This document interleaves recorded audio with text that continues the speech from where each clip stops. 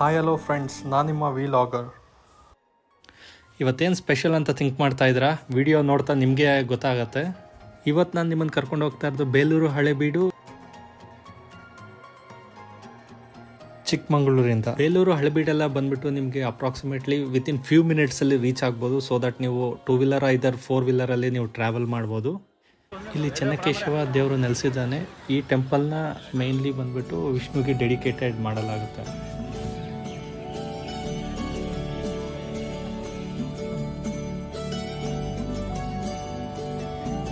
ಇಲ್ಲಿರುವಂಥ ಪ್ರತಿಯೊಂದು ಕೆತ್ತನೆಗಳು ಅದ್ಭುತವಾದದ್ದು.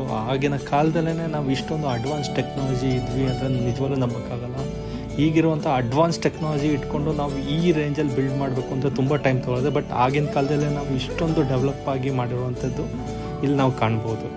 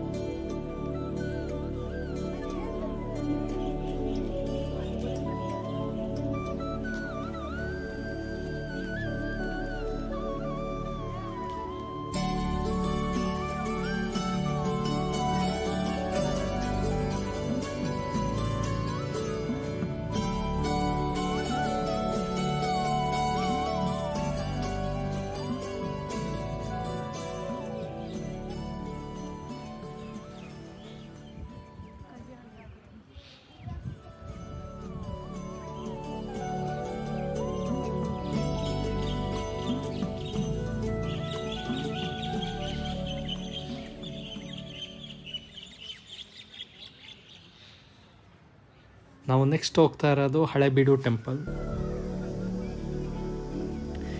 ಈ ಟೆಂಪಲ್ನ ಲಾರ್ಡ್ ಶಿವಾಗೆ ಡೆಡಿಕೇಟೆಡ್ ಮಾಡಲಾಗಿದೆ.